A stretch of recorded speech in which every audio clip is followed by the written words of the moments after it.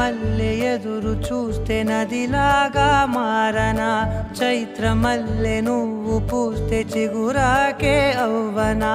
నన్నే వరించే యువరాజును అంట నీ